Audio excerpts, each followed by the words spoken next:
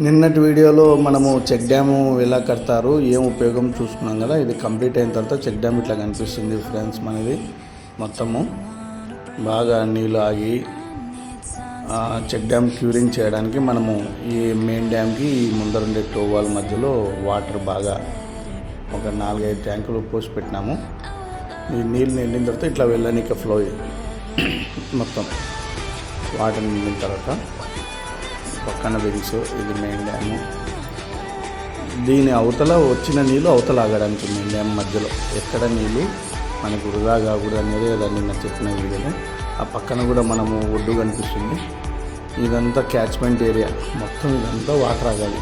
మన ప్రధాన ఉద్దేశం అది. ఇది ఇట్లా నీళ్ళు వెళ్ళడానికి మనం యూతల లొకేషను డ్యామ్ నిండిన తర్వాత వెళ్ళడానికి. ఇది డ్యాము వెనుక వైపు వచ్చిన వాటర్ ఆపడానికి ఈ లొకేషన్ అంతా. మనం అంతా క్యూరింగ్ ఎంత పగడ్బందీ చేస్తున్నాము. ఇదంతా క్యాచ్మెంట్ ఏరియా.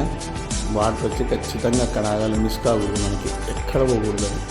వాటర్ని అరెస్ట్ చేసినట్టే మనం అందరికీ ఉపయోగపడాలి.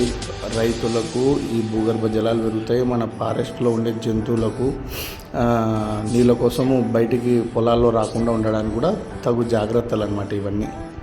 వీటిలో భాగంగా మనము క్యూరింగ్ ప్రాసెస్ కూడా ఒకసారి చూపిస్తాము. రోజుకి 3-4 సార్లు క్యూరింగ్ చేపిస్తున్నాము. అదే ఇట్లా మొత్తం ఆ వాటర్తోనే మొత్తం రోజుకి 3-4 సార్లు, పొద్దున్నే 6-7కి, 11 గంటలకు ఒకసారి, మధ్యాహ్నం 2 గంటలకు ఒకసారి, సాయంత్రం ఒకసారి.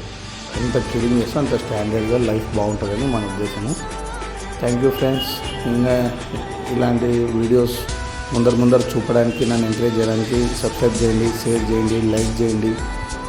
మీ ఆశీస్సులు ఉండాలి. Thank you. బాయ్.